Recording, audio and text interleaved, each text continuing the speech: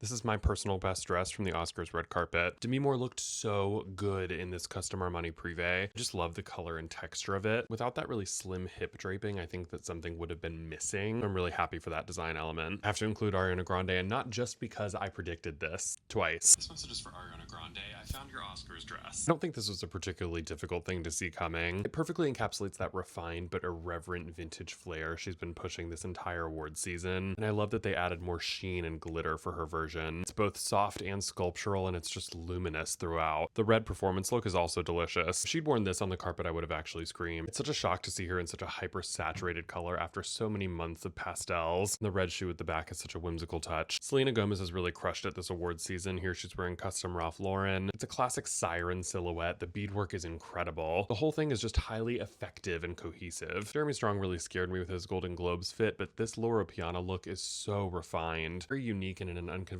color for a tuxedo. I give him major props for this. Halle Berry did that. She wore Christian Siriano, and the mirrored tiles thing is not an entirely new concept. What I love about this dress is that it's almost shaded and contoured at the edges with the mesh to really define the shape that would otherwise get lost among all that reflection. I'm also grateful that there's no necklace with it. The styling is very simple. Her hair looks fantastic with it. It's just perfectly executed. People seem to be split on Lisa's Mark Gong outfit, which I personally don't understand. We've seen women wearing men's tuxedos on red carpets before. This is so different. It's very Helmut Lang and edgy, but it's beautifully fitted. It's a real choice, and I appreciate that. Am I a little frustrated that Coleman Domingo wore yet another Valentino suit? Kind of. Can I say anything bad about it? No. It's bold, it's different, I love the details of it, and he carries it with such poise. Andrew Garfield has given us a rainbow of beautiful suiting all season long, and I applaud him for ending on this really rich, deep chocolate Gucci note. Satin tipping on the edge of that very slim lapel is such a nice touch. We normally see that on the outside edge. I just love it. I'm putting Omar Apollo in here, not because I was fully in love with his Valentino suit. I just really appreciate the touch of that veil. So fun. I really went back and forth on this, but I am going to give it to Cynthia Erivo. The collar on this custom Louis Vuitton dress is a lot. Very villainous and costumey, but there's nothing really wrong with that. It's great to have a fun theatrical moment on the carpet. I'm just so curious to see the dress without that element, but I also can't fault it. It's an interesting look. Jeremy Popenbaumann is just excellent. A totally fresh take on black tie menswear. I like this bold yet subtle use of bow detailing, which is so conventionally feminine. It's cut really well, and the shape of the jacket is so interesting. 10 out of 10. What's so striking to me about Paul Tazewell's outfit is that he just looks like such an artist. Very classic yet creative, and he just evokes this bygone era of glamour, aided in part by that vintage Fred Leighton brooch. So rewarding to see designers dress well. I'm seeing this credited to Dolce & Gabbana, but we're going to overlook that. Finally, Divine Joy Randolph in one of my favorite looks of the night. This Tamara Ralph dress fits her exquisitely. It accentuates her curves and doesn't cover her up with 7 bolts of fabric.